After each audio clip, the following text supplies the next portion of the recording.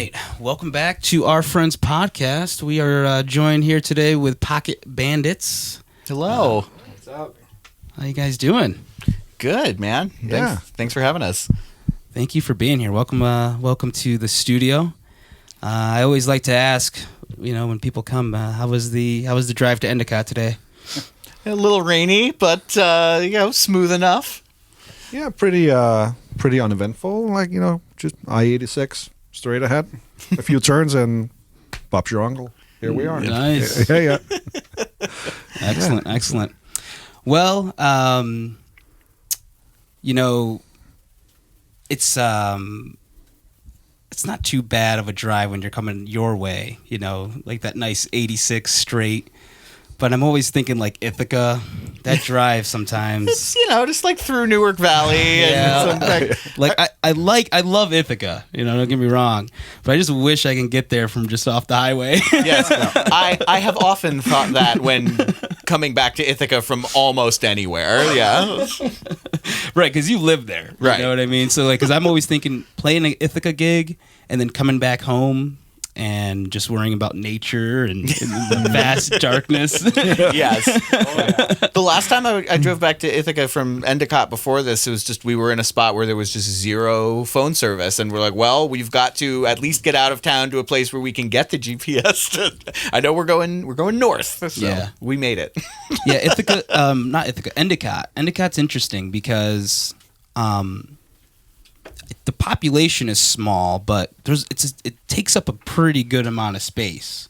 Like this is where I live is considered West Corners, but then you could like drive like 15, 20 minutes out and you're still in Endicott, but like in this like no phone service area. Yep. Like I know what you're talking about. It's like many a horror movie it begins that way. No, thank you. I always loved going to Ithaca, to play. One of the things I do not like about Ithaca, in particular, Stewart Avenue, the potholes. It's potholes. It's like, oh my gosh, listen, that brick is from 18 whatever. How dare you? Oh boy.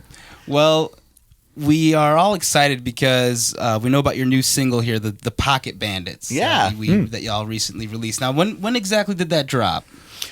We put that out on the first week in April 5th of this year. That's fresh. Yeah. That's super fresh. Okay. Yeah, our first release. Yeah. But the video of it, that was a while ago. No, I think we pretty much put them out at the same time because the video of it is from the studio session. Okay, awesome. So it's the same track, dropped about the same time. All right. Oh, that's I absolutely love that tune. It's like one of those ones that just kind of just gets stuck right in your head. It's an instant like catchy tune. It opens up with that organ. Yeah, awesome. Oh, it's just deep and rich. And yeah, if you haven't had a chance to listen to their single, The Pocket Bandits, it's streaming everywhere, right? Yep. Mm-hmm. Anywhere you listen to music. So you pick your poison. Yeah, for sure. Yeah, it was definitely a fun thing to put together. I mean, because it was like I came up with. Like we talked about before, I have a thing with like chromatic scales and just I think the way that thing came about was just I sat down one day at home and put it together. I think it took maybe like 10 or 15 minutes to just shovel out. That was it, and send it to the boys, and I have no idea what to call this, so I'll call it the Pocket Bandit. And if you guys have a better title for it, let's just use that. And I think it kind of stuck. Yeah, it really stuck, and really helped. I mean, I feel like there were a lot of musical reasons that we decided to make that our first release, but that didn't hurt either. It felt like sort of a nice opening introductory tune to put out as sort of a theme tune. And when did that process start? Like when you initially sent it out to the other guys, and Do you remember, Sam? Because I think it was. So our first gig as Pocket Bandits was in October of 2023. I think we played that at that first gig. So I think it was around August that you sent the demo out, and then we started working up in rehearsal pretty quickly after that. Right. Yeah, I can't actually remember the specific date. Joe, Joe's looks like he might have. I feel like it might have been the newest tune in that set list. I think you're right. We were talking about filling out the set list. We're like, I think we can get this one together by then. So I think it was the newest one. So probably pretty close to that show. Yeah. So yeah, maybe September or August or something like that. Okay. So at that time, the band hadn't formed yet. It had. We started kind of jamming together, and Joe kind of introduced to me the idea to do this instrumental organ trio. In like not early pandemic, but when things first started to get into a shape where we could get together and maybe book a gig. And so like 2021, I think we played a gig under a different name in the fall of 2021, kind of right when things got COVID-y again. So we had like a couple of years in there where we were sort of starting to write and working on stuff, kind of getting together whenever we could around other projects. But I think it was sort of summer of last year of 2023 when we were all sort of in a place that's like, all right, we've been dipping our toe in the water for a while, but it's time to put some time into this because it's a really cool thing. And, we just need to give ourselves some deadlines, I think, to get some momentum going. And so that was really that summer into fall of 23. And then our first gig as Pocket Bandits in October of last year. And we've been trying to stay busy since then. Excellent. Yeah, I love what you're, love what you're doing. Especially, more recently, I've really developed an appreciation for the organ, the richness of it, and just like the scream and howl, and being able to watch you play over like the last year with Front and Main, and I watched you with Maddie Walsh at Grassroots last year, and your energy, like.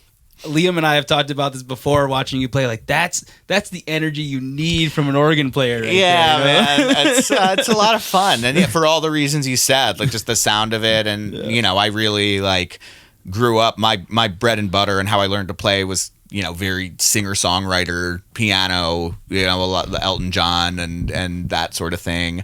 But when I started playing in bands and especially. I really feel like when I joined Through Spectrums, when I first started playing with Joe in that band, which was in 2014, 10 years ago now, that was really when I, that band had a lot of really busy guitar and bass stuff. And as a keyboard player, I was like playing really simply, but with a lot of tone. It just lent itself to organ. And I wound up really kind of learning to play Hammond in that band. And it's become a big part of what I bring to the table in any project I wind up involved in. So it's been really cool to put such a focus on the organ playing for this project. Wow. So like really like just the last 10 years you've been digging in on the organ. Yeah. I mean, I've always enjoyed that sound. I grew up listening to a lot of classic rock and soul music where that's a big part of it. And I always, anytime I had a chance that, somebody's grandmother had a mint condition Hammond organ and a Leslie in there, they're like, oh, maybe we could go record, everything else for our band in high school. We're recording in our parents' basement, but maybe we can go over there with some microphones again. And we would, but it was just, they weren't around. So, unless I was playing the electric organ 01 on, whatever keyboard I had around. So it was having the opportunity to play some real organ and get myself some gear that imitated the organ well, I think sort of lent itself to that. And then a lot of rehearsals and a lot of gigs in a lot of bands. Any notable inspirations that you can think that come to mind, just not only with your playing style, but also with your, stage and I guess I would say, your stage performance. You know what I mean? Any notable inspirations? Well, I mean, as an organist, particularly or keyboards in general, like Billy Preston is a really big influence on what I do. When talk about like that kind of screaming, singing quality of the organ, he was someone who, even though it's not like a wind instrument or even a string instrument where it's the touch of your fingers or the specific, like your mouth or your breath making the sound, he's someone who anytime I hear him playing an instrument, it's like, oh, that's just how that guy sounds. He's got that touch. So that's a big influence on me for this project where I'm covering all the bass stuff. Neil Evans from Soul Live is a really natural, someone I'm trying to walk, in the very big shadow of, someone who really like sounds like two different people where he's playing left-hand bass and organ or whatever other keys. I don't know. As far as stage presence, I think music has been a way I've been able to express myself without feeling, self-conscious or boxed in ways that maybe I would outside of being on stage. So I think I've always gravitated to the kind of musicians who would be really free and bopping around on stage, like watching a lot of Red Hot Chili Peppers shows in my teens, and I'm also a bass player, so like Flea was a big one. Like that guy just does not care how goofy he looks; he's just having a great time. So I think that all sort of played a part. Yeah. No, it's funny. I recount the recent music I listen to now that has organ, but probably some of the first music I ever listened to that I really appreciated, and I'm talking when I was probably like 5 or 6 years old, is The Doors. You talk about that left right, going on, and there was a point during your performance where I was watching, I'm like, and I see that Doors record right behind you while you're playing, cool. And I was like, oh wow, look at that, man. Yeah, man. Raymond Zarek is probably one of the first keyboard players who also covered bass in a band that I became familiar with, and I was always really, really impressed by that and interested in that. And John Paul Jones from Led Zeppelin is really another really big one as far as bass players who were also keyboard players who covered bass when they were playing keys. I remember reading an interview with him once where he talked about it, and he was like, well, I learned to play the organ in church when I was a kid, and then when I started playing in bands, I realized that I could use the bass pedals when I was playing keyboards, so I didn't have to worry about some bass player messing everything up. So, like, you're some bass player, dude. Like, that's... Right. Yeah. Awesome. Now, what about you, Joe? We were talking earlier, and you were telling us about how... talking about the story of how Sam had takes lessons from your father. So how does he shape up? You've been probably playing with your father for years. You know what I mean? So how, does he make the grade? Yes, Sam's awesome. I've passed the audition. A lot of people have said that to Sam, you remind me of a young Neil Massa, which is my dad's name. I'm like, okay, I don't know if I completely agree with that, but playing wise, maybe. Personality, not even in the same ballpark at all, not even close. I love your dad, but yeah, we've got a different very, demeanor. Very different demeanor. But that's obviously kind of how I met Sam. Yeah. But weird, I don't know if this is an interesting story or not, but I'll tell it anyway. Because so he used to work at my bank. Yeah. I was at my dad's house. Sam's first solo album was sitting there called Songs to Make You Wealthier and More Attractive. There's a picture of him on the cover with a bass in his hand next to one of your professors or something. Yeah, right? Kevin Murphy from Ithaca College. I see the thing. I was like, who is that guy? He's like, he's one of my students. Sam, I was like, where do I know him from? He's probably the music scene. He's all around. I'm like, no, that's not right. Where do I know him from? He's like, oh, he plays in a bunch of bands. He plays keyboards. He plays bass. He just put this out. I've been teaching him like jazz keyboard and stuff like that. I'm like, yeah, there's somewhere else. So he's like, yeah, I think he works at a bank. That's it, the bank. So the next time I went into the bank, I made sure to, make the connection, be like, yeah, maybe we should jam. I don't even remember exactly how it turned out that we started playing together, but it wasn't long after that we started playing together. Well, you'd been working on the second Through Spectrum's record, right, and it was getting near the end. Yep. Yeah, and I remember you brought me in to play keys on just a couple of tunes. 3 or 4 tunes, and then it wasn't long after that you ended up on a gig, and then it's just like, well, he wants to play with us, so cool. And then it just sort of blossomed from there. So yeah, excellent. And then any time that any other project I was in, when we needed a guitar player, we would just call Joe. And at a certain point, it was rare to see either of us playing without the other one. So the last 10 years you've been playing together, or even longer? About 10 years, 2014 was, and then I started playing with the Ego Band shortly after. Sam started playing in Through Spectrums, and then other gigs where we were just side people or and I think at this point I've played with you more than anybody else, any other musician. Yep.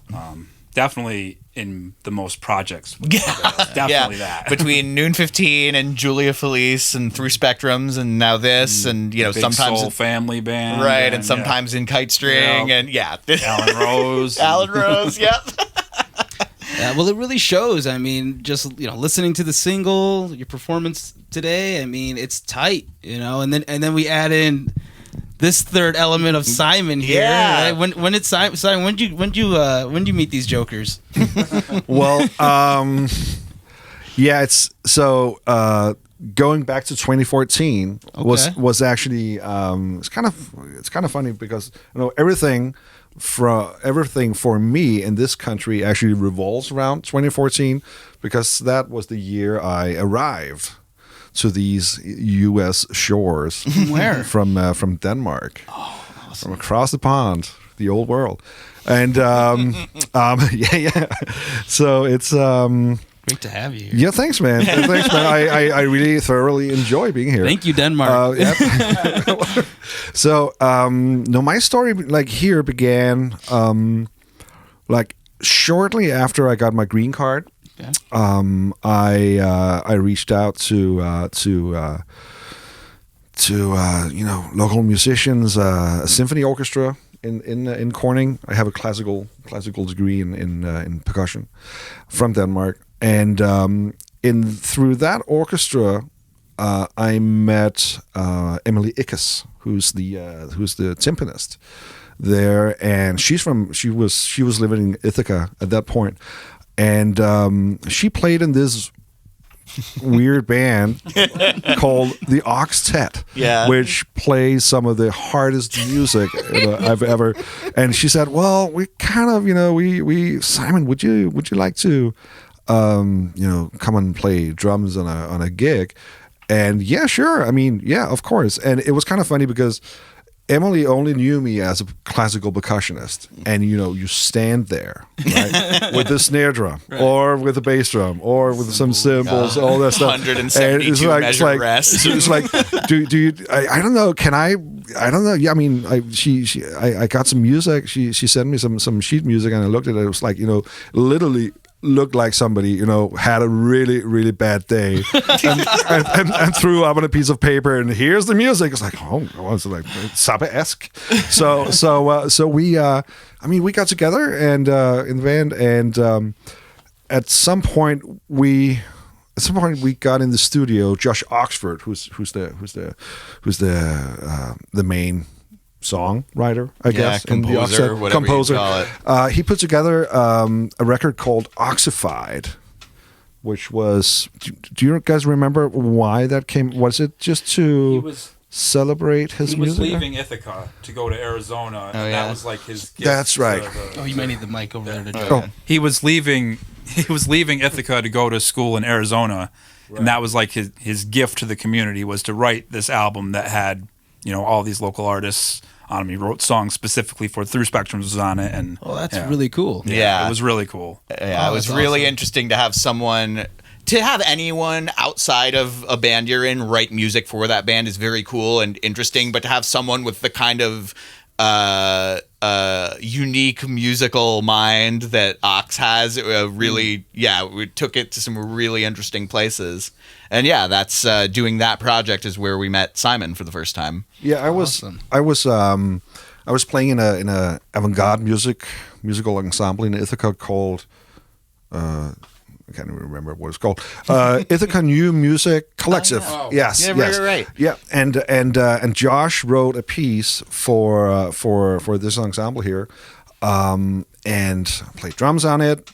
and we got to perform it at the Bernie Milton Pavilion in Ithaca, and that's where I saw Sam play, and I was struck exactly, by the same bolt that you were talking about. Is that I want to play with that guy, and I got to see Joe. We played a gig later on at the Range. I was at the Ithaca Festival gig too, though. Yeah. You played, but it was like when we did that gig at the Range where I sat in with Through Spectrums. Yeah. That was my bolt with you. So it's like I want to play with that guy too, and I had no idea about anyone in Ithaca and who knew who and who had been playing with who for years on end, and it's slowly like I just realized how tight knit that community is, and that was kind of how the pillars, the foundation for Pocket Bandits was was put down at that point. And obviously we, a couple of years went by, and a couple of things happened. A couple of things happened, 2019 and a pandemic hit, and all that stuff. So and then but I don't know. I mean, you guys were talking about it, and was it Sam? Were you the one who reached out? I think Joe reached out because Okay, we'd been talking. I mean, Joe had brought up the idea of wanting to do a project like this, a 3-piece instrumental outfit, for a while. And that sort of once the pandemic was sort of in a lesser stage, he brought it up again, and I remember like Simon was the first person he mentioned as someone he wanted to reach out to, and that sounds great, and he really. You jumped. I feel like you jumped right in. Like there was no hesitation. Yeah, no. It was like yes, absolutely, of course. So and everything for me happened so fast, right?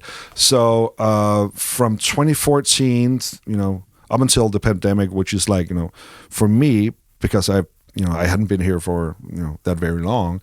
It almost seemed like new life, it's like a turning point. I think for most people, actually, and I certainly was no exception in that regard. So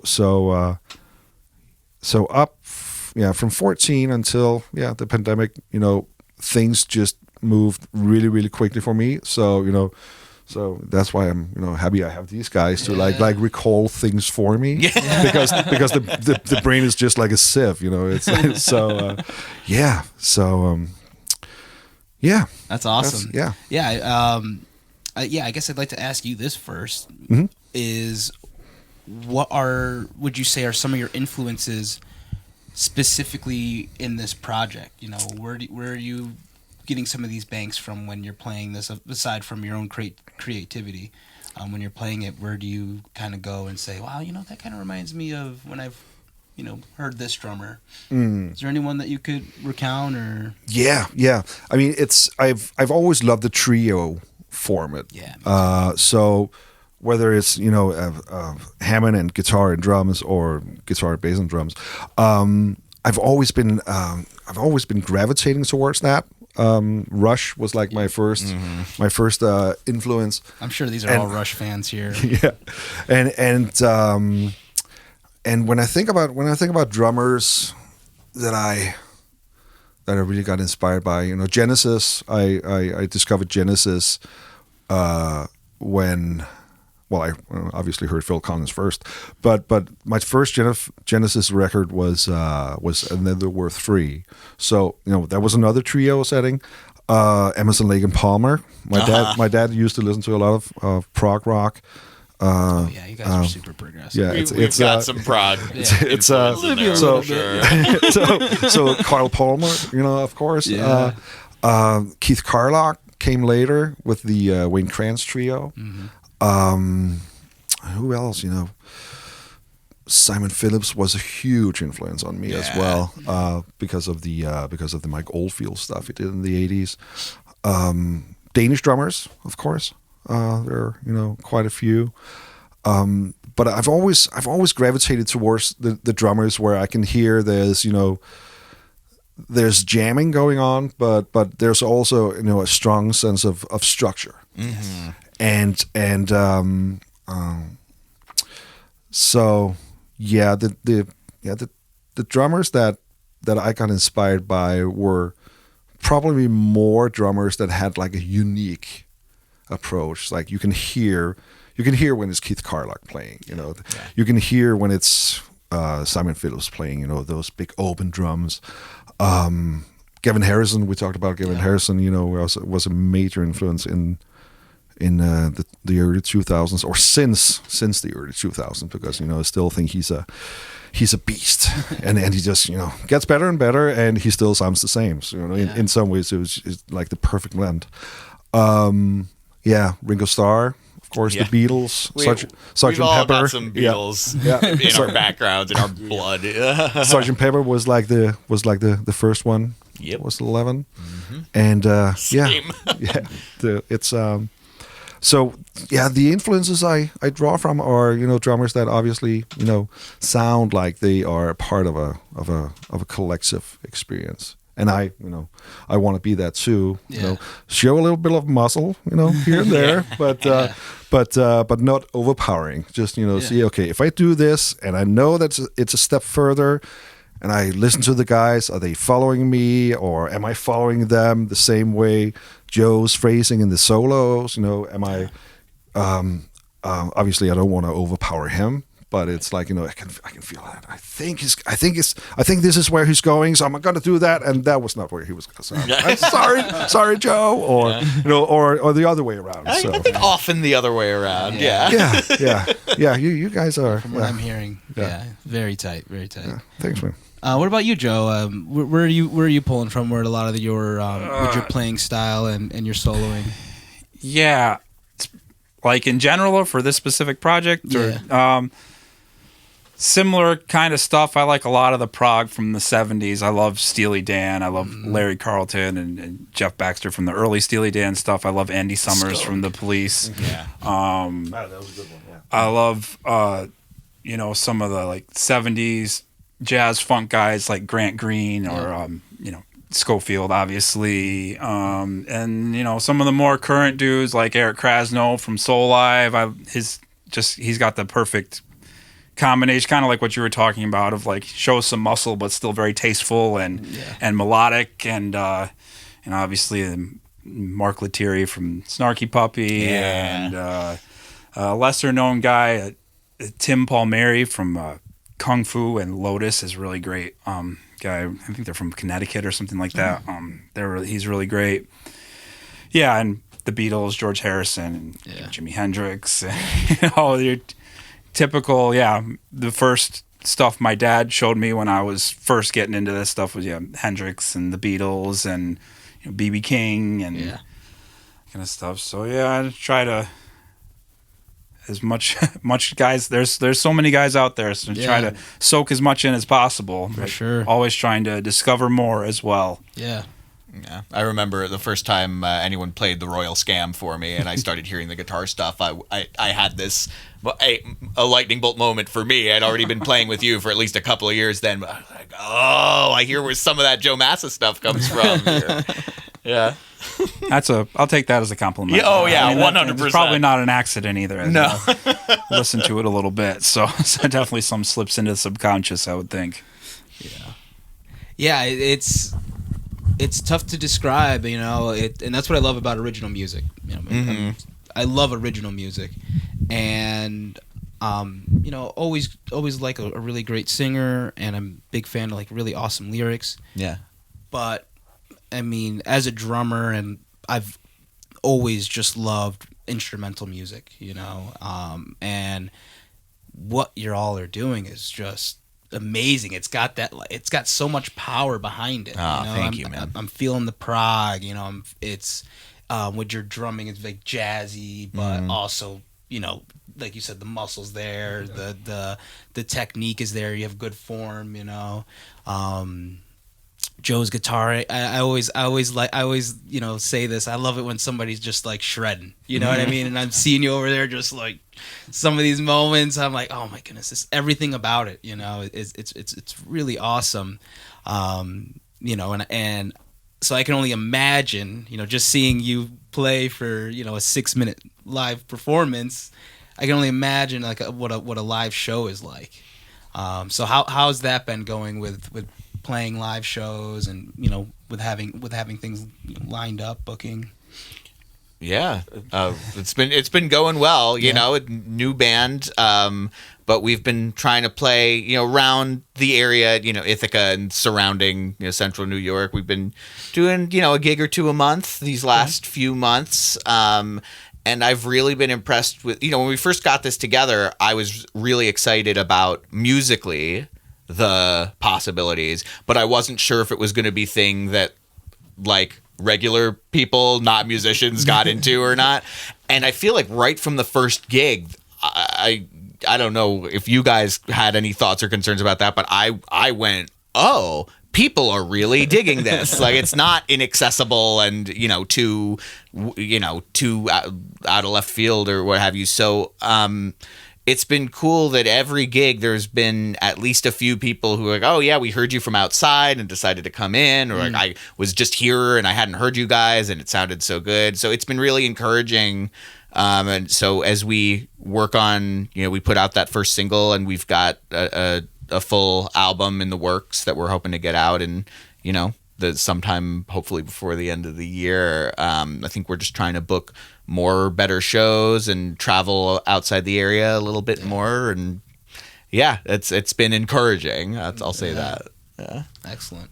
Yeah, and I think also with the personnel here or the lineup, there's obviously people have been playing for ages, but there's something about this particular lineup that has a very direct line to a certain approach, right? Mm-hmm. And I don't think we're really we're not really trying to change anything. We're just here to play music, right? And we're here to play the kind of music we want, the way we want, and I mean we're very aware that it's live performance, so it is kind of an entertainment act as well.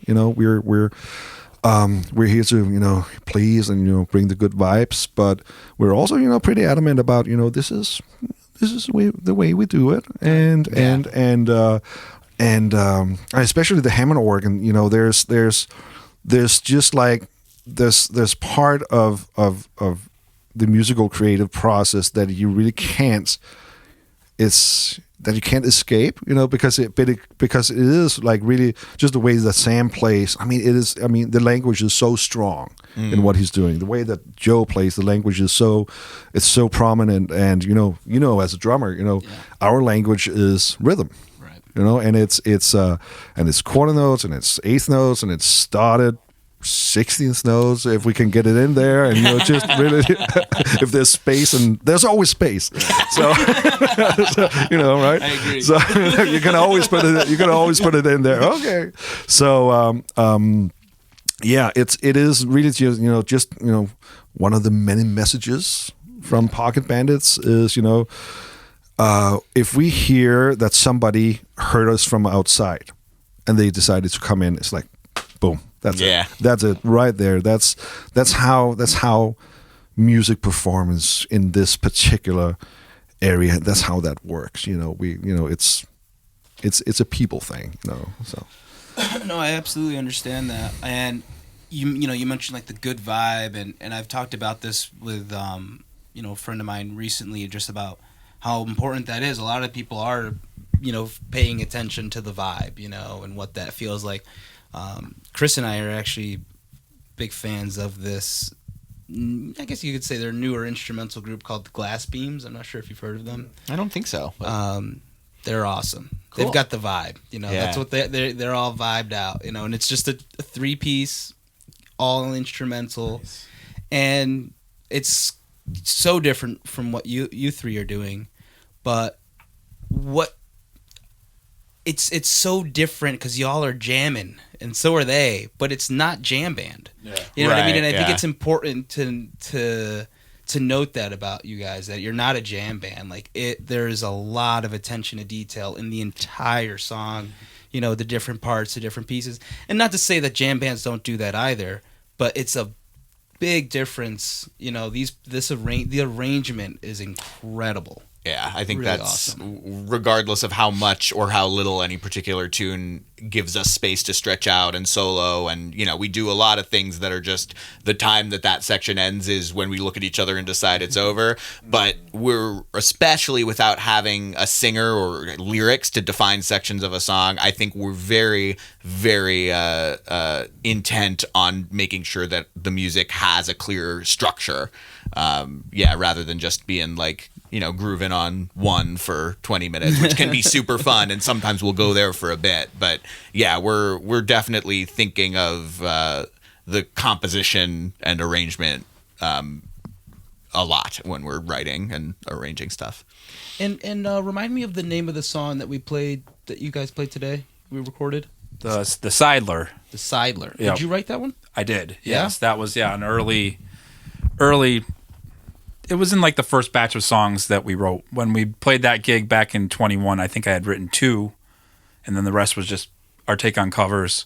And then between that time and when we got together in 23, I wrote probably 3 or 4 more, I think. Yeah, and then these guys that was wrote a one few of them. too, and that was one of them. And pretty much the arrangement for the most part from the demo, and these guys just put their take on it and made it what it is. So Yeah, and by the time we air this, that full performance is going to be on YouTube. So if you haven't watched it yet, go over and check out that performance because it's amazing.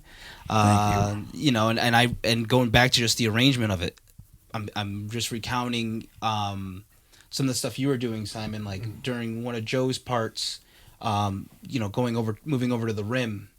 And then like towards the end, like that power and coming in and yeah, all of the layers of it. It's just, it's a really, really awesome song. So right now y'all are just seem to have written some songs. So now we're kind of going into the recording phase. Yeah. we actually have 9 songs already tracked, and pretty much some of them are done. Some of them sweet. still need a little bit of tweaking here and there. But yeah, from that same session that we did the Pocket Bandit, we did 8 other tunes, 8 other Awesome. original tunes as well. That like we said, will be out sometime, hopefully Okay. this year. Hopefully. Yeah. Where did you record those songs? We did it all at my little home studio, which is where we rehearse. Like I've got a Hammond organ there and a drum kit, an old 60s Ludwig that Simon decided he wanted to use to track the nice record. So yeah, it was my uncle's, and it had been in my grandmother's house for years. And when my parents sold it and my grandma moved out of there, it was just like in cases going from apartment to apartment with me. Good I on never you. had anywhere to set it up. And then Good when on we you. set it up in our new place, when we moved in, I was like, oh, this is actually a really nice drum Yeah, it kit. is. So Yeah. it's cool. Very like Ringo. I think it's a 63. And it was your so- grandfather's. What's that? And it was your grandfather's? My uncles and Or my your- grandfather was also a drummer. So I think Wow. some of the pieces, like maybe some cymbals or something, I've got a lot of very old drum gear that I just inherited from that. So it's like a lot of special. the, like the Hammond organ and the clavinet that are Joe's dad's. Like, yeah, there's a bunch of the gear we use is, sort of family heirloom Awesome. tech. Yeah. But yeah, it's, with when we started rehearsing and working stuff, we'd usually get together at my place, and I think Simon was the one who said, when we make a record, can we just do it like this? And that's pretty much what we did. Like, especially as you guys know, when you don't have to worry about balancing a vocal in Right. there and it's just the 3 of us going, I think we did 2 kind of long sessions and got 9 tunes laid down. And we're, as you do in the studio, we're putting some extra color on there Oh, yeah. than just the sounds of the 3 of us playing. But with my left hand or left foot doing the bass and organ, a guitar, and the drum set, like a take would be pretty close to that's what the tune sounds like. Yeah. So it's coming along, and we're really excited about that. Yeah, that is what I wanted. What I wanted to ask was, is there anything, I guess we should expect on the album as far as additional, whether it's auxiliary percussion or anything like that? There's a little bit of that stuff. Yeah. Yeah, probably not. It's not going to be overly produced, I don't think. But yeah, a few little overdubs here and there. Like a couple I think parts with like 2 guitars. Yeah, Yeah. a little extra guitar here and there. Sam played fretless bass on one tune. Yeah, and some yeah. other little keyboards. Yeah, Glockenspiel, yeah. I got a couple. There's one tune where I have. You were talking about the Doors earlier, and live I'm usually just playing Hammond and the synth bass, but. Like when we came today, sometimes there's an opportunity to bring out another weird keyboard. And yeah, there's a tune that Joe wrote called "Take Care" that's going to be on the record. Where when we did the studio take, I played this old Gibson transistor organ, which is one of the keyboards that Raymond Zarek used to play with the Doors, just to get that kind of fizzly, like nasal, like '60s combo organ sound. Just a different texture in there of the melody. So. Yeah, there are a bunch of little moments like that it's been fun to studio up in addition to just the, electric guitar, organ, synth bass, and drums. and on that same tune, I recorded a couple little percussion things too in the bridge too. Yeah, it's fun. been fun to color stuff. Well, and the tune we did here today, the Seidler, like that's one of the most. I feel like most studio layered ones. We added a bunch of extra guitars and keys, and there will probably be some percussion on that one too, just to really build the ebb and flow. Of Get Emily on the timpanis on that one. I am really looking forward to hearing this record, guys. Yeah, me too, man. Because I didn't do any overdubs at all. Yeah. You No, didn't come seriously. in there with it? Yeah, I know. No, Some bongos maybe. Or Yeah. I think so. Yeah, it might not actually be done yet. Then No. we've got Sam uploaded some raw files, and there's one. I wrote 2 tunes for the record, and oddly enough, they're like the least drumistic tunes. They're like the slower stuff. There's one called "The Bridemaid's Heart," which was kind of inspired by a Swedish piano trio called the Esbjörn Svensson trio, the tune is called "The Gold-Hearted Miner," and he's playing like on some kind of prepared piano, with stuff in there, and I think it was like the only tune we recorded with a click. Yeah. Because it's slow. Yeah. And we love speeding up. It's fun. It's a lot of fun showing those muscles. So it's just like, let's record this to a click, and I can also like I try to flam the click a little bit, just be on the slow side or the laid back side of the click, because that would just suit the song well. And then I heard it, and Sam had overdubbed some glockenspiel on it, and it was just like, this is awesome. This is exactly what I needed. That's that often happens in this band. Awesome. That somebody, it's such a collective experience that it's like, okay, that sounds great. Okay, no need to ponder anymore. That's great. It works. Perfect. Yeah, I think it's also having that communication is so important. It also it allows you to be vulnerable. When you are, saying, hey, maybe we can try this here, or try that there. Yeah. Because there's always the big argument of whether or not you're gonna throw a vibroslap on there. Yeah. It's never an argument. The answer is always yes.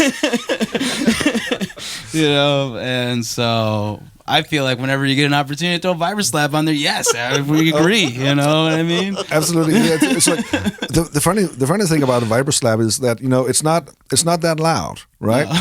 And I right now I'm having a recollection of a Dream Theater song called from a record called Awake. And they're just like, everything is loud, and then drum fill, and then on the one there's a vibroslap. Yeah. And it's like, this is completely inaudible in a live setting, but this is so cool that they put a vibroslap in. It's just like tiny little instrument and this very big muscle of a band, right? Oh, my favorite use of the vibroslap is Sweet Emotions. Yeah. Aerosmith. Yeah. Right. And it broke. And it broke. Yeah. Where you get the doink, which sounds awesome. Yeah. They left it in there. A little doink. That's true. Yeah, I always like those those like old music facts, you know. Those, Yeah, oh, like, yeah. fun little things. You actually reminded me of one when you were talking about Genesis. Mm-hmm. I don't know if you know this, but like when Van Halen, when they first got together before David Lee Roth was in the band, that was what they went by, Genesis. Oh, really? Yeah. No. Until somebody was at the like record store and saw the Genesis album. My dad's first ever band when he was in high school was called Genesis before Genesis ever existed. Yeah, like some cover band that played like Hendrix and Beatles and stuff. It must have been something in that time.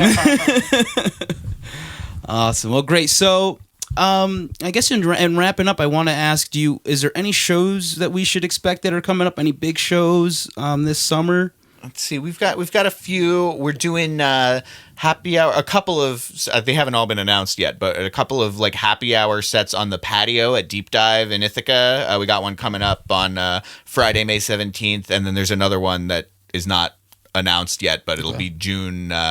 Friday, June 14th, I think. I think the 14th is a Friday. Yeah, so we're doing a few of those. We're going to be more in your neck of the woods in July. We're doing one of the Music in the Glen shows. Oh, awesome. I did see that. Yeah, okay, good. Yeah, that's a Tuesday in August. I think July. July, yeah. Tuesday, July 9th? Sounds like a date. I could have had these in front of me. What is it, like 6 o'clock that show usually starts? Okay. Yep. Yeah, it's early. It's a weeknight. It's, I think that's an audience donation show. So I hope, come out and, bring your wallets. So we appreciate it. Yeah. And then we're doing some breweries, Lucky Hair Brewery in August out in Hector. And then for the fall, we're hoping to book some more shows with some local and regional acts, team up a little bit, and hopefully get a little further out of the region and spread the love somewhere. That's incredible. Yeah, that sounds great. And that's a big part of why we do this, and why it's so much fun to bring in different bands here is. To just make it more known, I guess there's like always this like, oh, we want to play with this band, or maybe we could trade shows, but there's always like that like awkwardness of like breaking the ice. Well, hopefully this breaks the ice, right? Yeah. Pocket Bandits, their DMs are open, right? It's true. Follow them, right? Follow them on Instagram because they've got upcoming shows. You guys got content coming out, which is great. Oh yeah. And July 9th. Tuesday, July 9th, Glendale Park. Yeah. So that's in our neck of the woods. That's in Endicott. I need to make sure I get to that show. Yeah, man. And and Tuesday. What do you do? It's a Tuesday. Right? What is anybody else doing? It's a Tuesday, 6 o'clock. It's going to be beautiful. I've played there before. You're out in the grass, and these guys are making a far drive to come out here and share their awesome talent and creativity. So it's the least we can do to go there, but also $5 to $10 suggested donation is, come on, you know what I mean? Our bar tabs are usually $50? Yeah, right. On a good night. Well, thank you all so much for coming out today. Thank you. Really Thanks for having We us. really appreciate it. Yeah, the performance was awesome. If you haven't seen it yet, please go check it out, and please check out Pocket Bandits. Awesome. All right. Thanks. Thank you.